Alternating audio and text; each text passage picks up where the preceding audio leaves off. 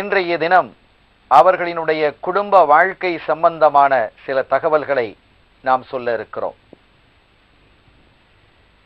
கண்மணி நாயகம் ஸல்லல்லாஹு அலைஹி வஸல்லம் அவர்களை குறித்து வல்ல நாயன் அவனின் அருள்மறை திருக்குர்ஆன் ஷரீஃபில் லகத் கான லக்கும் ஃபீ ரசூலில்லாஹி உஸ்வத்துன் ஹஸனா, அல்லாஹ்வின் திருத்தூதரிடத்தில் உங்களுக்கு அழகிய முன்மாதிரி இருக்கிறது என்று குறிப்பிட்டு காட்ட, அந்த முன்மாதிரி என்பது எதில் என்ற ஒரு கேள்வி எழுந்தால், எல்லாவற்றிலும் நீங்கள் வாழ்ந்தால் அதிலும், நீங்கள் யுத்தம் புரிந்தால் அதிலும், நீங்கள் வியாபாரம் செய்தால் அதிலும், கொடுக்கல் வாங்கல் செய்தால் அதிலும், படித்தால் அதிலும், படுத்தால் அதிலும், எழுந்தாலும் நடந்தாலும் சிரித்தாலும் அழுதாலும் உண்டாலும் குடித்தாலும் மலஜல உபாதைகளை கழிப்பதற்காக நீங்கள் சென்றாலும் எழுந்தாலும் எந்த ஒன்றாக இருந்தாலும் அவை அனைத்திலுமே அருள் நபி ஸல்லல்லாஹு அலைஹி வஸல்லம் அவர்களிடத்தில் உங்களுக்கு அழகிய முன்மாதிரி இருக்கிறது என்று குறிப்பிடுகிறார்கள். அந்த வகையில் இன்றைய உரையில் நாம் கண்மணி ஸல்லல்லாஹு அலைஹி வஸல்லம் அவர்களுடைய குடும்ப வாழ்க்கை எப்படி இருக்கிறது என்பதை பார்ப்பது மாத்திரமல்ல, அதன் வழியில் நம் பாதையை அமைத்துக் கொள்வதற்காகவும் தான் இந்த உரை. நிக்காஹ் என்பது, திருமணம் என்பது ஒரு சடங்கோ இஸ்லாமியத்தினுடைய பார்வையில் ஒரு சம்பிரதாயமும் அல்ல. மாறாக அதை நபிகள் ஸல்லல்லாஹு அலைஹி வஸல்லம் அவர்கள் குறிப்பிடும் பொழுது அது ஒரு இபாதத், வணக்கம் என்கிறார்கள். திருமணத்தை வணக்கமாக சொல்லி காட்டிய ஒரே மார்க்கம் இஸ்லாமே. அருள் நபி ஸல்லல்லாஹு அலைஹி வஸல்லம் அவர்கள் அதை வணக்கம் என்கிறார்கள். அந்த வணக்கத்தினுடைய அடிப்படையில் அதை நீங்கள் செயல்படுத்த வேண்டும் என்று அவர்கள் குறிப்பிட்டு காட்டினார்கள். இந்த திருமண பந்தத்தின் உறவின் வழியாக அவர்கள் நிறைய இணைப்பையும் மனமகிழ்வையும் இந்த சமுதாயத்தினுடைய ஒற்றுமையையும் அதன் வழியாக இந்த மக்களுக்கு வலியுறுத்தி இருக்கிறார்கள். நீங்கள் ஒரு பெண்ணை தேர்ந்தெடுக்கிறீர்கள் என்றால் அந்த பெண்ணினுடைய குடும்பத்தோடு அருமையான உறவை நீங்கள் ஏற்படுத்திக் கொள்ள வேண்டும். அந்த குடும்பத்தின் வாயிலாக வேறு யாருக்கெல்லாம் உறவு இருக்கிறதோ அவர்களோடும் உங்களுக்கு உறவு சேருகிறது. எனவே இந்த உறவு என்பது விரிவடைந்து உலகளாவிய ஒரு தொடர்பையும் அமைதியையும் அன்பையும் ஏற்படுத்த வல்லதுதான் இந்த வாழ்க்கை என்பது. ஆக இந்த திருமண வாழ்க்கை என்பது சடங்கும் அல்ல, சம்பிரதாயமும் அல்ல, மாறாக ஒரு அற்புத வணக்கம் என்பதை அண்ணல் கண்மணி நாயகம் முஹம்மதுர் ரசூலுல்லாஹி ஸல்லல்லாஹு அலைஹி வஸல்லம் அவர்கள் நமக்கு தெளிவுபடுத்தி தந்திருக்கிறார்கள். அருமையான பெருமக்களே, அவர்களினுடைய வாழ்க்கை எப்படி இருந்தது? உலக மொத்தத்திற்கும் தலைவராக திகழ்ந்தவர்கள், ஒட்டுமொத்தமாக வாழக்கூடிய மக்கள் அத்துணை பேருக்கும் தூதராக வந்தவர்கள், அத்துணை பேரையும் சுவனத்தின்பால் அழைத்தவர்கள், மாபெரும் புரட்சி இந்த வையகத்திலே ஏற்படுத்தியவர்கள். அவர்களுடைய வாழ்க்கை எப்படி இருந்தது என்பது வாழும் ஒவ்வொரு மனிதனுக்கும் பாடமாக அமைய வேண்டும். அது பாடமாக அமைகிறது. பாடமாக மனிதன் ஏற்றுக்கொள்கிறானா இல்லையா என்பது வேறு விஷயம். அவன் அதை பின்பற்றுகிறானா இல்லையா என்பது வேறு விஷயம். ஆனால் ஒவ்வொரு மனிதனுக்கும், தனி நபருக்கும் அந்த வாழ்க்கை என்பது ஒரு வழியாக, ஒளியாக, விழியாக அமைகிறது என்பதில் இரண்டுபட்ட கருத்துக்களை யாரும் சொல்ல முடியாத அளவிற்கு மாசு மறுவற்ற தூய நேய வாழ்க்கையாக அவர்களுடைய வாழ்க்கை அமைந்திருந்தது. அவர்கள் சொல்லுவார்கள், ஹைருக்கும் ஹைருக்கும் லியாஹிலி வான ஹைருக்கும் லியாஹிலி. ஊர் உலகமெல்லாம் உங்களை நல்லவன் வல்லவன் என்று சொன்னால் அது போதுமானாது. அப்படி சொல்வதின் மூலமாக நீங்களும் வல்லவர்களாக நல்லவர்களாக ஆகிவிட முடியாது. ஊரெல்லாம் இவனா, இவன் நல்லவனப்பா, இவன் உயர்ந்தவனப்பா, இவன் சிறந்தவன், இவன் அற்புதமானவன், அறிவாளி என்றெல்லாம் வாயார போற்றி நீங்கள் சிறந்தவர்களாக ஆகிவிட முடியுமா என்ன? முடியாது. உன் மனைவி உன்னை பார்த்து சொல்ல வேண்டும், என் கணவன் எனக்கு நல்லவன் என்று. அப்படி உன் மனைவி நெஞ்சம் நிறைந்து அவள் சொல்லுவானையானால், என் கணவன் எனக்கு நல்லவன் என்று அவன் சொல்லுவானையானால் நீ நல்லவன். என் மனைவிமார்களிடத்தில் நான் நல்லவராக இருக்கிறேன், நான் தூயவனாக இருக்கிறேன் என்று தன்னுடைய பரிசுத்தத்தை தெளிவுபடுத்தி காட்டிய ஒரே தலைவர் வல்லலம் கண்மணி நாயகம் ஸல்லல்லாஹு அலைஹி வஸல்லம் அவர்கள். ஆக கைருக்கும் கைருக்கும் லியாஹ்லிஹி, உங்களில் நல்லவர் உங்களினுடைய மனைவிக்கு நல்லவராக இருக்க வேண்டும். மனைவி எனக்கு தூயவளாக நடந்து கொள்ள வேண்டும் என்று நான் நினைப்பது போன்று என் மனைவி நினைப்பாள் அல்லவா? என் கணவன் எனக்கு நல்லவனாக இருக்க வேண்டும் என்று நினைப்பதில் நியாயம் இருக்கிறது இல்லையா?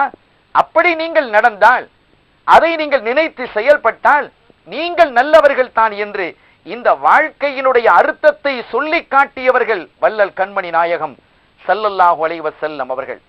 அது மாத்திரமல்ல, வீட்டிலே இருக்கக்கூடிய பணிகளில், மனைவிக்கு உள்ள பணிகளில் தானும் பங்கு பெறுவார்கள். வீட்டில் சமையல் பணியாக இருந்தாலும், வீட்டை தூய்மைப்படுத்தக்கூடிய வேலையாக இருந்தாலும், எந்த ஒன்றாக இருந்தாலும் அதையெல்லாம் நான் என்ன செய்வது? இரு உலகத்திற்கும் ராஜா என்று ஒதுங்கிக் கொள்ளவில்லை. வீட்டிலே ஒரு கணவனாக நடந்தார்கள். வீட்டிலே இந்த வையத்தின் தலைவனாக என்ன செய்யவில்லை, நடக்கவில்லை. ஊருக்கெல்லாம் அரசனாக நீ இருக்கலாம், ஊருக்கெல்லாம் தளபதியாக இருக்கலாம், வீட்டிலே நீ கணவனாக இருக்க வேண்டும், வீட்டிலே நீ தந்தையாக இருக்க வேண்டும் என்ற படிப்பினையையும் பாடத்தையும் இந்த சமுதாயத்திற்கு சொல்லி தந்தவர்கள் சர்தார் சையதுனா முஹம்மது முஸ்தபா ஸல்லல்லாஹு அலைஹி வஸல்லம் அவர்கள். நீ தளபதியாக இரு, தளபதி என்று அமைப்பில் இரு, சரியான முறையில் செயல்படு. நாட்டினுடைய அரசனா இந்த மக்களை காட்பதற்கு, நாட்டினுடைய வளத்தையும் நலத்தையும் பெறுவதற்கு, பெருக்குவதற்கு என்ன செய்ய வேண்டுமோ அதை செய். உன் வீட்டுக்குள்ளால் வந்தால் கிரீடத்தை கழற்றி வைத்து விடு. உன் மனைவிக்கு கணவனாக, உன் பிள்ளைகளுக்கு தந்தையாக, இருக்கக்கூடிய உறவினர்களுக்கு உறவாக நீ நடந்து கொள்ள வேண்டுமே அன்றி அங்கு வந்தும் ஆட்சி செய்து கொண்டிருக்க கூடாது. மாறாக அன்போடு நீ நடந்து கொள்ள வேண்டும். ஒரு தகவலை நான் இங்கே சுட்டிக்காட்ட விரும்புகிறேன். நபிகள் ஸல்லல்லாஹு அலைஹி வஸல்லம் அவர்கள் வீட்டுக்கு வரக்கூடிய நேரம் எது என்பது மிக தெளிவாக எல்லோருக்கும் தெரியும். வீட்டில் இருக்கும் காலம் எது, பள்ளியில் இருக்கும் காலம் எது, மக்களோடு இருக்கும் காலம் எது என்று நேரத்தை சரியாக வகுத்து பிரித்து வைத்திருந்தார்கள். அப்படிப்பட்ட நபிகள் ஸல்லல்லாஹு அலைஹி வஸல்லம் அவர்கள் வீட்டுக்கு வருகிறார்கள் என்ற அந்த நேரம் தெரிந்ததும் வீட்டுக்கு வெளியிலே இருக்கக்கூடிய அவர்களுடைய வாகனங்களாகிய கஸ்வா என்ற ஒட்டகம், துல்துல் என்ற கோவேரி கழுதை, இந்த இரண்டும் அருள் நபி ஸல்லல்லாஹு அலைஹி வஸல்லம் அவர்கள் இல்லத்திற்கு வருகிறார்கள் என்று தெரிந்ததுமே எழுந்து நின்று குதிக்க ஆரம்பித்து விடுவாம். வரலாற்றில் ஒரு தகவலை பார்க்கிறோம். அந்த மிருகங்களுக்கு கூட நபிகள் ஸல்லல்லாஹு அலைஹி வஸல்லம் அவர்கள் வரக்கூடிய நேரம் தெரிகிறது. வீட்டில் உள்ளவங்க எல்லாம் சொல்லுவாங்களா, பாத்தீங்களா இவ்வளவு நேரம் அமைதியா இருந்தது, ஸல்லல்லாஹு அலைஹி வஸல்லம் வர்றேன்னு தெரிஞ்ச உடனே அதுக்கு குதூகலத்தை பாருங்க, சந்தோஷத்தை பாருங்க, எவ்வளவு சந்தோஷமாக அது குதித்துக் கொண்டிருக்கிறது.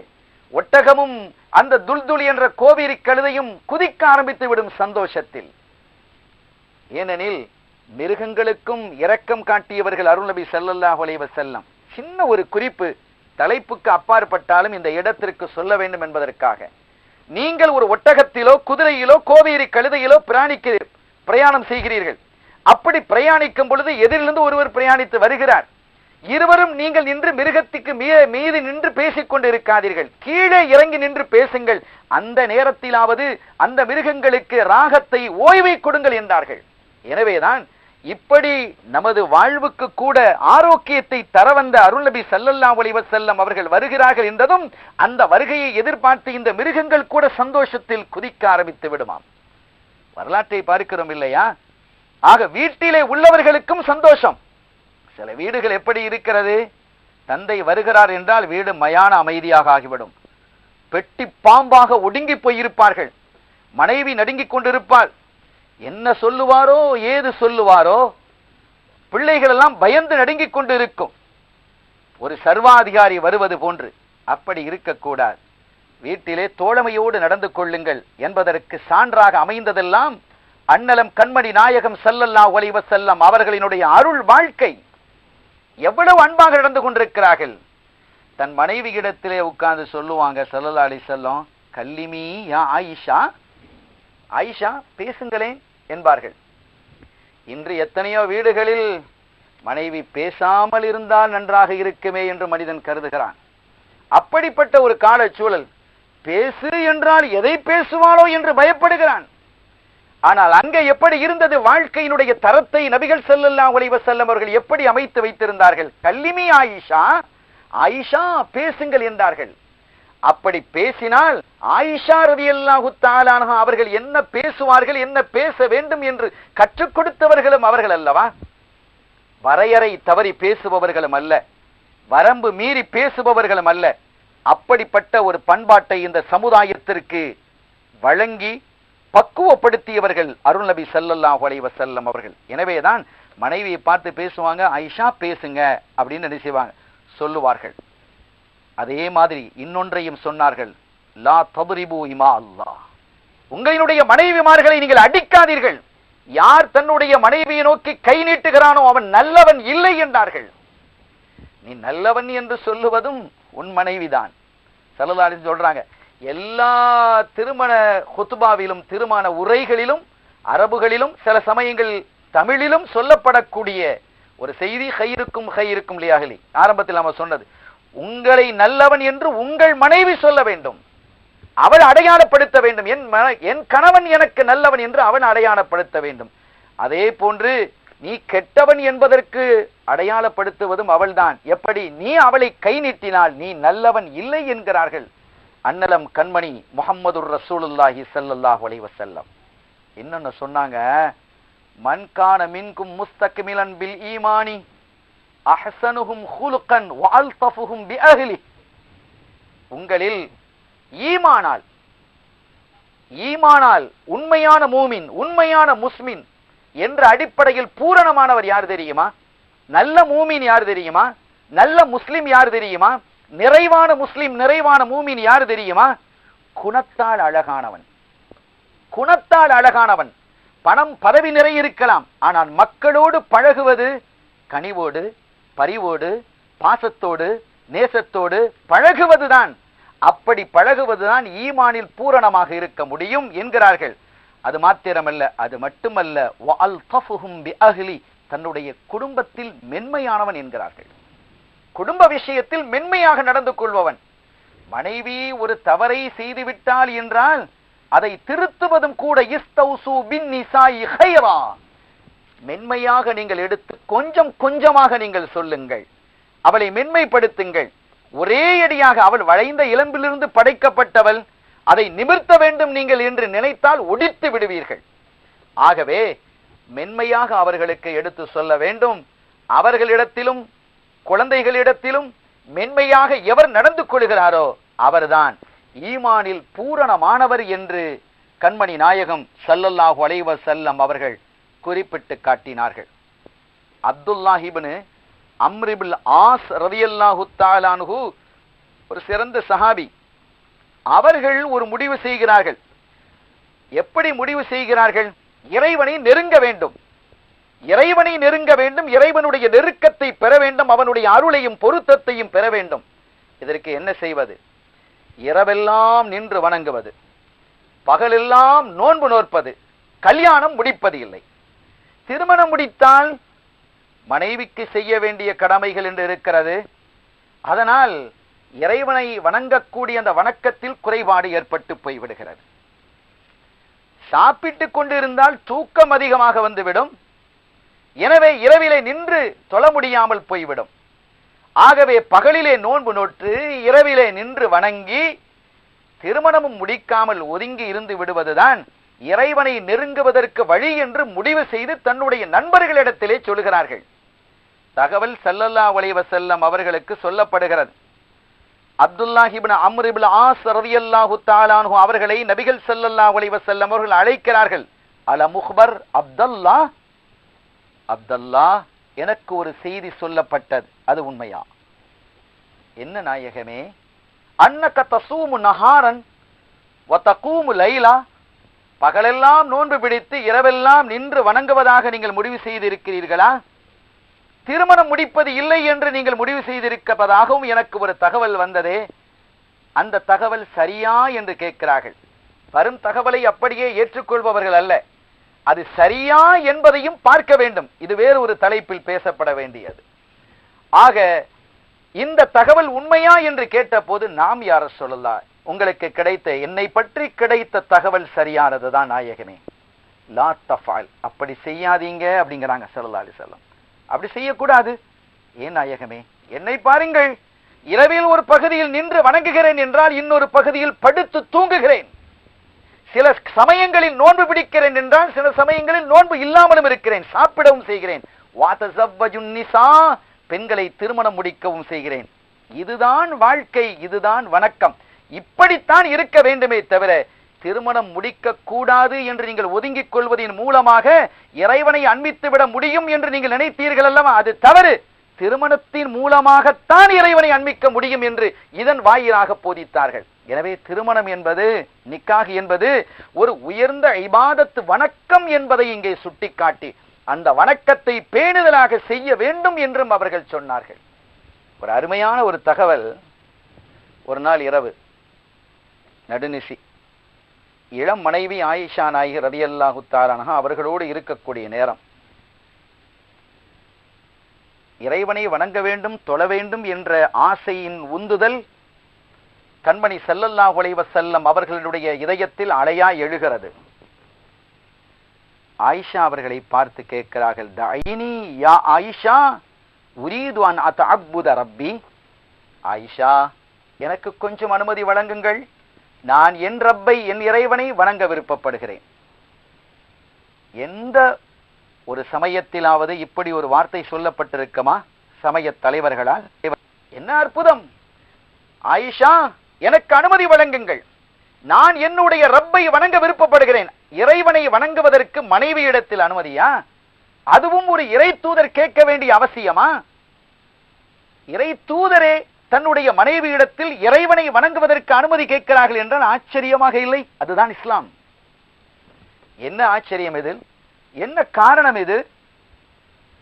அந்த நேரம் என்பது மனைவிக்காக ஒதுக்கப்பட்ட நேரம், இறைவனுக்காக ஒதுக்கப்பட்ட நேரங்கள் என்று சில நேரங்கள் இருக்கிறது. அந்த நேரத்தில் வணங்குவதற்கு யாரிடத்திலும் அனுமதி கேட்க வேண்டிய அவசியம் இல்லை. இந்த இரவினுடைய நடுப்பகுதி மனைவிக்காக ஒதுக்கப்பட்ட நேரத்தில் இறைவனை வணங்க வேண்டும் என்ற உந்துதல் ஏற்பட்டதின் காரணத்தினால் அவர்களிடத்தில் ஒரு பெர்மிஷன். ஆயிஷா, எனக்கு அனுமதி தாருங்கள், என் ரப்பை நான் வணங்க விருப்பப்படுகிறேன் என்று அவர்கள் குறிப்பிட்டு காட்டுகிறார்கள் என்றால் மனைவியினுடைய உரிமைகளை எந்த அளவிற்கு இறை தூதர் ஸல்லல்லாஹு அலைஹி வஸல்லம் அவர்கள் பேணி இருக்கிறார்கள் என்பதற்கு இந்த நிகழ்வு ஒரு சான்றல்லவா அருமையானவர்களே? ஆனால் ஆயிஷா நாயகினுடைய பதில பாருங்க, அது ரொம்ப அழகா இருந்தது. அவங்க சொன்னாங்க, நாயகமே, நீங்கள் என்னோடு இருப்பதுதான் எனக்கு பிரியமானது, நீங்கள் என்னோடு இருப்பதுதான் எனக்கு பிரியமானது. அப்ப இதுல இருந்து என்ன விளங்குது? தன்னுடைய கணவனினுடைய அன்பை முழுமையாக அவர்கள் பெற்றிருந்தார்கள் என்பதுதானே, முழுமையாக அந்த அன்பை பெற்றிருக்கிறார்கள் என்பதுதான் இதிலிருந்து விளங்குகிறது. ஆனாலும் உங்களினுடைய விருப்பம் இறைவனோடு நீங்கள் இருப்பது என்பதால் உங்கள் விருப்பத்தை என் விருப்பத்தை விட தேர்ந்தெடுக்கிறேன் என்று கூறி அனுமதித்தார்கள் என்ற ஒரு செய்தியை நாம் பார்க்கிறோம்.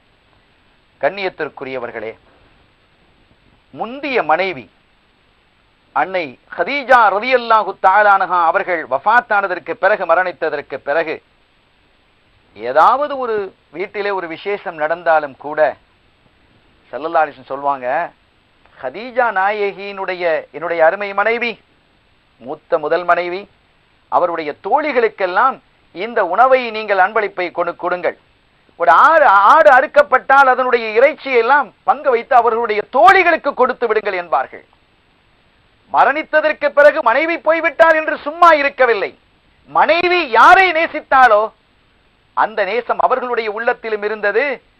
அந்த மனைவியை அந்த ஒவ்வொரு விசேஷ காலங்களிலும் அவர்கள் நினைவு கூர்ந்து பார்த்திருக்கிறார்கள் என்பதற்கும் இது ஒரு சான்றாக அமைகிறது. சங்கைக்குரிய பெருமக்களே, ஒன்றாக அமர்ந்து சாப்பிடுவாங்க. இப்ப வீடுகள்லாம் எப்படி இருக்குன்னா ஹோட்டல் மாதிரி இருக்கு. வீடு அவன் வந்தா அவன் சாப்பிட்டுட்டு போறான், இவன் வந்தா இவன் சாப்பிட்டுட்டு போறான், பிள்ளைகள் வந்தா அவங்க சாப்பிட்டு போறாங்க. ஹோட்டலுக்கும் வீட்டுக்கும் வித்தியாசம் இல்லை. ஒரு தட்டில் அமர்ந்து சாப்பிடுங்கள், அதில் இருக்கக்கூடிய இன்பத்தை நீங்கள் பெறுவீர்கள். ஸல்லல்லாஹு அலைஹி வஸல்லம் அவர்கள் ஒரு தட்டில் அமர்ந்து அவர்களும் ஆயிஷா நாயகியும் சாப்பிடுவார்கள். அதுல ஒரு தகவலை பாருங்கள். ஆயிஷா நாயகி ரலியல்லாஹு தஆலா அன்ஹா அவர்கள் ஒரு இறைச்சி துண்டை எடுத்து கடித்து விட்டு கீழே வைத்தால் அந்த துண்டை எடுத்து ஸல்லல்லாஹு அலைஹி வஸல்லம் அவர்கள் கடிப்பார்கள். எங்கு தெரியுமா? ஆயிஷா நாயகி எந்த பகுதியில் கடித்தார்களோ அதே பகுதியில் கடிப்பார்கள். இவர்கள் கடித்த பகுதியிலே ஆயிஷா நாயகி கடிப்பார்கள். ஒரு பாத்திரத்திலே நீர் அருந்தினால் அவர்கள் எந்த பகுதியில் வாய் வைத்து அருந்தினார்களோ ஸல்லல்லாஹு அலைஹி வஸல்லம், அதே பாத்திரத்தில் அந்த பகுதியிலேயே இவர்கள் வாய் வைத்து அருந்துவார்கள் என்ற தகவலை எல்லாம் பார்க்கிறோம். கணவனுக்கும் மனைவிக்கும் இடையிலே அந்த அன்பையும் இணக்கத்தையும் ஏற்படுத்தக்கூடிய நிகழ்வுகள் அல்லவா இது? அதனால் தான் அவர்கள் சொன்னார்கள், உங்கள் மனைவியினுடைய வாயில் ஒரு கவலத்தை ஊட்டி விடுவது கூட உங்களுக்கு தர்மத்தினுடைய பலனை தரும் என்றார்கள். மனைவியோடு அவ்வளவு அந்நியோன்யமாக இருங்க, அவளோடு அவ்வளவு நியாயமாக நடந்து கொள்ளுங்கள் என்று ஸல்லல்லாஹு அலைஹி வஸல்லம் அவர்கள் சொன்னதோடு மாத்திரம் அல்லாமல் அவர்களுக்கு தாராளமாகவும் நீங்கள் நடந்து கொள்ளுங்கள். ஸல்லல்லாஹு அலைஹி வஸல்லம் ரமலான் காலம் வந்துவிடுமேயானால் எங்களிடத்திலே தென்றல் காற்றை விட தாராளமாக நடந்து கொள்வார்கள் என்று குறிப்பிட்டு காட்டினார்கள். குழந்தைகள் மீது காட்டக்கூடிய அன்போ அது அபரிவிதமானது. தங்களினுடைய தோள்களிலே குழந்தைகளை தூக்கி வைத்துக் கொள்வார்கள், பேர குழந்தைகளையும். தொழுது கொண்டிருக்கக்கூடிய சமயத்திலே பேர குழந்தைகள் ஓடி வந்து அவர்களுடைய கழுத்திலே உட்கார்ந்து கொள்ளும். சுஜூதிலே இருக்கும் பொழுது குழந்தைகள் இறங்கும் வரை அல்லது யாராவது இறக்கும் வரை சுஜூதிலிருந்து தலையை உயர்த்த மாட்டார்கள். அந்த அளவிற்கு குழந்தைகளின் மீது அன்பும் பரிவும் கொண்டவர்களாக இருந்தார்கள். வீட்டுக்கு வந்ததும் முதலாவதாக என்ன செய்வார்கள் என்று கேட்கும் பொழுது மிஸ்வாக்கு செய்வார்கள். தன்னுடைய உடலையும் தன்னுடைய பற்களையும் அவர்கள் சுத்தமாக வைத்துக் கொள்வார்கள். மனைவியை நெருங்கும் பொழுது தான் மனமாக இருக்க வேண்டும் என்று கருதுவார்கள். மனைவி நம்மை நெருங்கும் பொழுது நாம் எப்படி நினைக்கிறோமோ அது போன்று அவர்கள் என்ன செய்வார், அவர்களும் நினைப்பார்கள் அல்லவா என்பதையெல்லாம் இந்த சமுதாயத்திற்கு சொல்லி தந்து, திருமணம் என்பது வெறும் சம்பிரதாயம் அல்ல, சடங்கு அல்ல, ஒரு அற்புதமான வணக்கம் என்பதை இந்த வையகத்திற்கு உணர வைத்தவர்கள் தான் வள்ளலம் கண்மணி பொன்மணி முத்துமணி முஹம்மதுர் ரசூலுல்லாஹி ஸல்லல்லாஹு அலைஹி வஸல்லம் அவர்களினுடைய வழியொட்டி நமது வாழ்க்கை அமைத்துக் கொண்டால் வாழ்வு நலம் பெறும், வளம் பெறும், சிறக்கும் என கூறி, அத்தகைய வாழ்வை அல்லாஹ் எனக்கும் உங்களுக்கும் நம்மை சார்ந்தவர்களுக்கும் தந்தருள் வாழிப்பானாக. எல்லாம் வல்ல அல்லாஹ்வின் அருளையும் ஸல்லல்லாஹு அலைஹி வஸல்லம் அவர்களது ஷஃபாத்தையும் பெறுவோமாக. ஸல்லல்லாஹு அலா முஹம்மது ஸல்லல்லாஹு அலைஹி வஸல்லம், ஸல்லல்லாஹு அலா முஹம்மது ஸல்லல்லாஹு அலைஹி வஸல்லம், ஸல்லல்லாஹு அலா முஹம்மது யா ரப்பி ஸல்லி அலைஹி வஸல்லிம். வஸ்ஸலாமு அலைக்கும் வரஹ்மத்துல்லாஹி